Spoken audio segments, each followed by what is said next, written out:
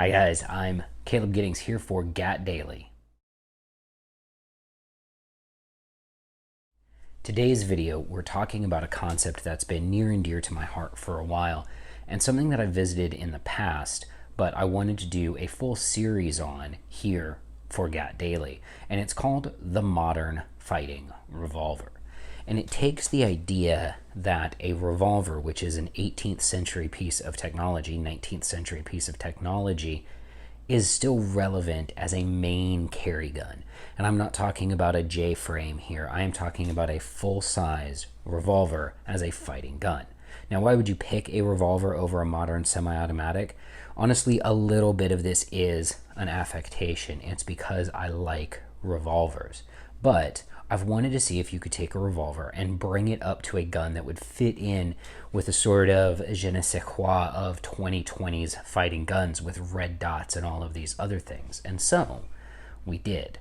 How this is going to work is today we're going to go over the gun itself, go over the build and what's in the gun, and then we're going to start shooting the gun. This won't be an every week feature. It's going to be something that we give you periodic updates on, especially with Corona still keeping classes kind of shut down, making it difficult to get to ranges. But the plan is to take this gun and have this be my class gun, the gun I take to shooting classes.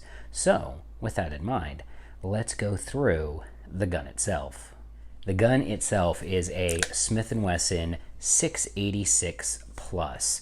What does the plus stand for? The plus stands for the extra 7th round that goes in it.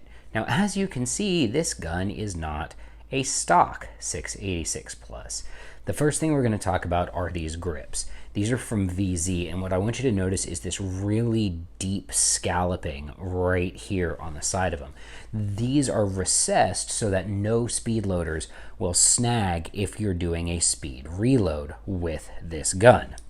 Now, the second thing that we're going to talk about is the lack of a hammer. You'll note that this is just gone. But it's not something that I've done where I've had to bob the hammer myself. No, this is the Apex Evolution hammer kit.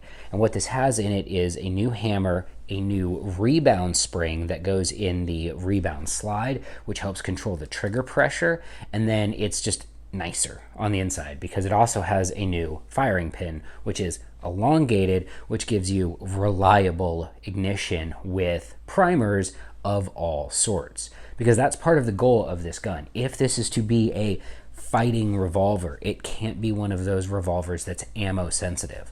A lot of competition revolvers are tuned so that they'll only crack federal primers. This thing has to be able to crack a much wider array of primers. For example, we've got Hornady, critical defense, gotta crack those. We got Federal American Eagle, which I fully expect it to crack 100% of the time. We've got Spear, which it needs to be able to crack because this is really good practice ammo. I've got Blazer, needs to be able to crack these. I forgot I had these. So that's the point of the elongated firing pin, is to make sure that all of these rounds will actually go bang. And now I know you guys are sitting there being like, Caleb, what is that on top of it? Where are the sights? Well, there's one more Apex part on here, and it's this mount. This is the Apex Rdo Red Dot Mount, and this is designed to mount a aim-point acro on top of it. And it is a really great mount. It integrates seamlessly into the top strap of the revolver where the rear sight would integrate. And in modern Smith & Wesson revolvers, there's 3 holes here that are drilled and tapped. This utilizes all 3 of those holes, meaning that it's not going to shift forward or backward under recoil, and it's certainly not going to shift side to side. And then the acro, with its incredibly sturdy mounting system, mounts right up to it. I did all of the mods to this gun yesterday. I have a BTS video that I'll probably put up on a different YouTube channel if you want to follow that. But that's all that's in this gun. And the result of it is it's taken the crappy 18-pound factory trigger pull down to a much nicer 12 pounds, still with a fast reset. And that's important too for shooting these guns quickly. Now let's talk about some peripherals. We have some extras that we're also using with this gun. Holsters custom. I'm having JM Custom Kydex make me holsters specifically for this gun because none of my current holsters fit it, largely because there's a mailbox sitting on top of it.